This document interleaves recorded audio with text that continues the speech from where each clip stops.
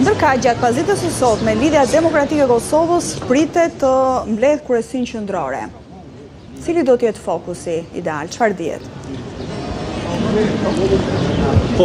Kryesia e Lidhjes Demokratike ka një sër pikash, më të rëndësishme ndoshta që ja vlen të përmendim është që në këtë mbledhje do të vendoset se kush do t'i prit garës së Lidhjes Demokratike në zgjedhjet e jashtëzakonshme të 28 dhjetorit, pra kush do të jetë kandidati i kësaj partie për të qenë kryeministër i vendit. Do të shurtohen propozime, dyshoj që mund të ketë propozim tjetër përpas emrit të kryetarit të Lidhjes Demokratike Lumir Abdigjiku, i cili pritet të marrë besimin e kryesisë edhe një herë për të qenë kandidat për kryeministër numër 1 në listën e Lidhjes Demokratike të Kosovës edhe në zgjedhjet e muajit të ardhshëm.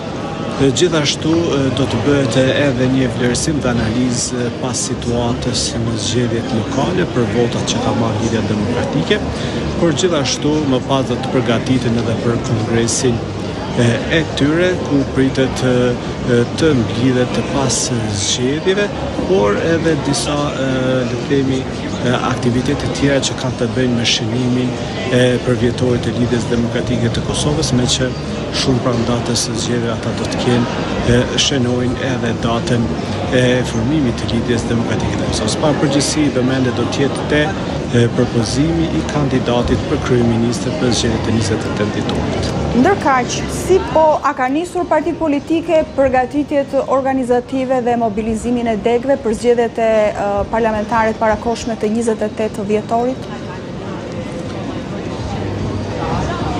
Ka nisur, për të mos thënë që e ka nisur shumë, ndoshta më herët para se presidenti Osmani të shpallte zyrtarisht datën e zgjedhjeve, për arsye se ashtu siç ne kemi raportuar e kemi diskutuar edhe bashkë që nuk kishte asnjë tjetër alternativë dhe u detyrua të kemi zgjedhje të jashtëzakonshme, po partitë kanë filluar tashmë të mobilizohen, të bëjnë përgatitjet për datën 28 dhjetor.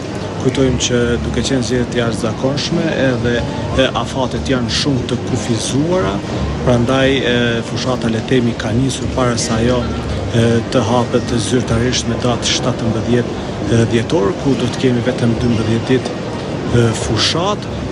Prandaj partitë tashmë secila në përteg të shtrirë andej Kosovës do të përpiqen që të punojnë e të marrin sa më shumë vota, ndërsa në aspektin e përgatitjes institucionale, Komisioni Qendror i Zgjedhjeve vërtet po sfidohet pasi ende është në proces të mbylljes së zgjedhjeve lokale dhe tashmë i duhet të përgatitet për zgjedhjet nacionale, për çka edhe aty ka afate të qarta për ta, por që sipas tyre ata po bëjnë maksimumin që të jenë gati deri me datën 28 dhjetor gjithsesi, por edhe për proceset që i paraprin kësaj date.